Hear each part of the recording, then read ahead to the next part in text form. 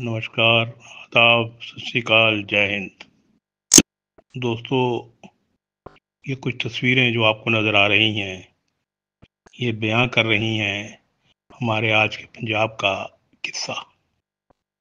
इनमें आप देखिए, कांग्रेस के सारे बड़े लीडर हैं, बाजवा साहब हैं, चन्नी साहब हैं, डॉक्टर गांधी साहब हैं, राजा वड़िंग साहब हैं।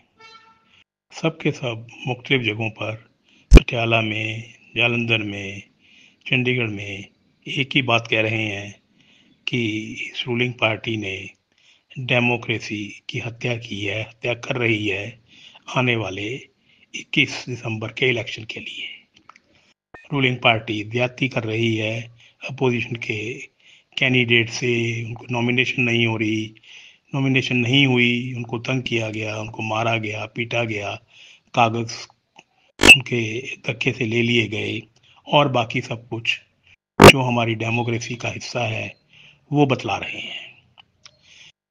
इनको खैर लीडर हैं, ये पॉलिटिशियन हैं, ये सच बोलते हैं, ये इनको चिंतित होना भी चाहिए, लेकिन इनकी चिंता के पीछे क्या है वो उससे बात करेंगे। लेकिन पहले ये अगर ये डेमोक्रेसी की बात कर रहे हैं तो डेमोक्रेसी की हत्या, डेमोक्रेसी का जनाजा तो रोज निकलता है।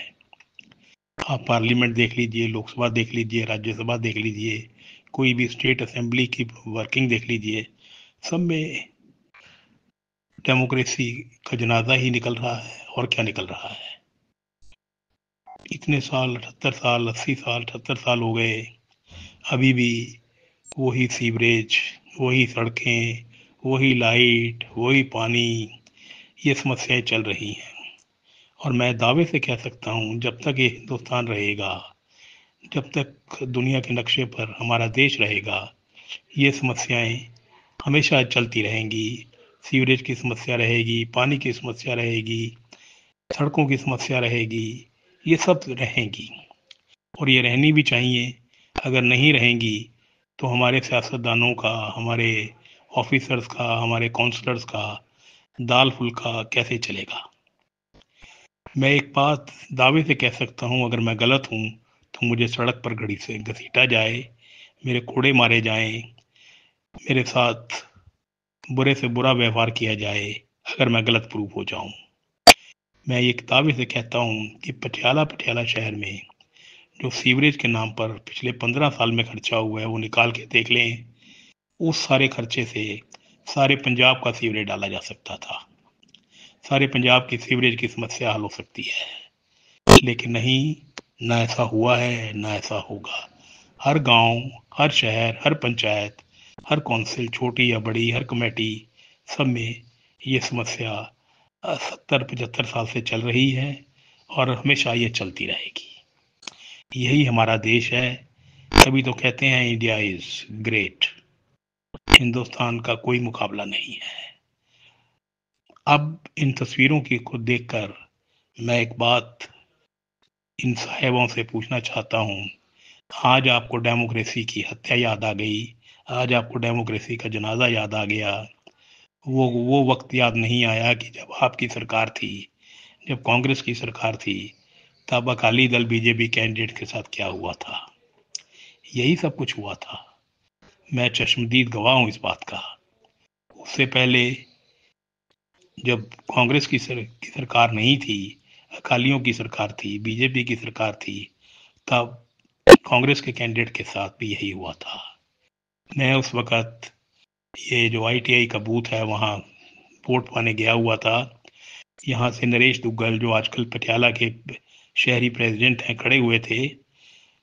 कुछ गुंडे आए, अकाली दल पार्टी के वर्कर आए, साथी आए, पुलिस देखती रही और उनको, नरेश साहब को बुरी तरह पीटा गया, उनके कपड़े तक फाड़ दिए गए थे, उनके सिर पे स्टूल मारा गया था और वो हॉस्पिटल एडमिट भी हुए थे।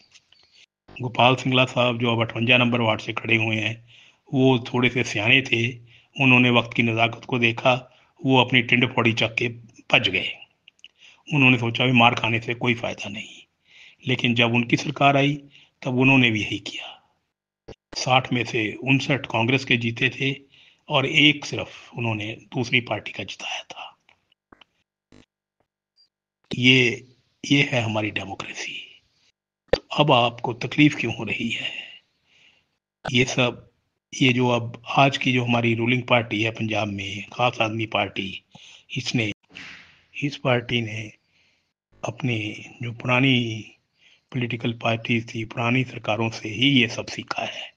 हाँ, ये अलग बात है कि पंजाब का आवाम, पंजाब की जनता ये सोचती थी, ये उम्मीद करती थी, तवक्को करती थी कि ये नई पार्टी है, इनकलाब की पार्टी है, बदलाव की पार्टी है, ये आएगी, कुछ कदरें रखेगी। लेकिन नहीं, ऐसा सियासत में नहीं होता। जो सब बुराइयां उनमें थी वो इस खास आदमी पार्टी में आ गई हैं, आ नहीं गई हैं, उससे ज्यादा इसमें आ गई हैं। अभी मेरे पिंड का एक लड़का है, बहुत खूबसूरत, फिल्म में आता तो शायद हीरो हो जाता। मैं सच कह रहा हूँ, मजाक नहीं कर रहा। सबसे अमीर सियासतदान श्री अमन अरोड़ा जी आजकल आम आदमी पार्टी के प्रेसिडेंट हैं। उनको उम्मीद है भी शायद वो आने वाले वक्त में डिप्टी सीएम कम से कम बन जाएंगे। ठीक है, कोई बात नहीं, ख्वाब लेना या देखना कोई बुरी बात नहीं है। अमन जी ने जालंधर, लुधियाना, पटियाला में बहुत बड़े बड़े सपने दिखाए हैं, भी 100 बसें चलाएंगे, 50 वहाँ चलाएंगे, 100 वहाँ चलाएंगे, ये सिस्टम ठीक करेंगे। मैं अमन जी से एक बात पूछता हूँ, अमन जी, झूठ बोलने से पहले अपने वित्त मंत्री से तो, कबीर वजीर खजाना से तो पूछ लेते कि पैसे हैं। पैसा तो आपके पास 1 रुपया नहीं है। जितने पैसे हैं वो इश्तिहारों में खर्च करते हो, एड में खर्च करते हो। पेंशनर को आप पेंशन नहीं दे रहे, उनका एरियर नहीं दे रहे, डीए नहीं दे रहे, हाई कोर्ट आपको रोज जूते मारती है। तो आप ये इलेक्ट्रिक बसें कहाँ से लाओगे? क्यों झूठ बोलते हो यार? है, आप कहते हो हाँ हम सीसीटीवी करें। अच्छा चलिए, ये भी मान लिया, एक मिनट मान लो कि आपके पास पैसे भी हैं, पैसे भी मिल जाएंगे, आप करना भी चाहते हो।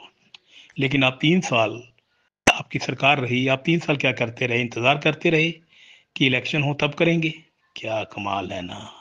ऐसी खिदमत वाली पार्टी तो यही हो सकती है। 3 साल आप आसमान की तरफ देखते रहे कि हे अल्लाह, हे वाहेगुरु, जब तो इलेक्शन कराएगा तभी हम जागेंगे, तब हम करेंगे। है ना कमाल? इससे आवाम क्या समझे यार, क्या समझे? कुछ नहीं होने वाला दोस्तों। क्योंकि अगर लीडर हमारे खराब हैं तो उससे ज्यादा खराब हम हैं। हम बिल्कुल नहीं बोलते, हम चुप रहना पसंद करते हैं, कहते हैं हमें क्या लेना है। अब मैं इस डेमोक्रेसी के जनाजे का आखिरी दिन दिखाता हूँ। 21 दिसंबर को आप मेरी नोट कर लीजिए, 5 बड़ी, जितनी ये बड़ी काउंसिल म्यूनिसिपल कॉरपोरेशंस हैं, उन सब में आम आदमी पार्टी की सरकार बनेगी। 2-2, 4-4, 5-5 सीटें कहीं ना कहीं ये अकाली दल को तो नहीं देंगे, कांग्रेस को देंगे, क्योंकि कांग्रेस में इन अपोजिशन है।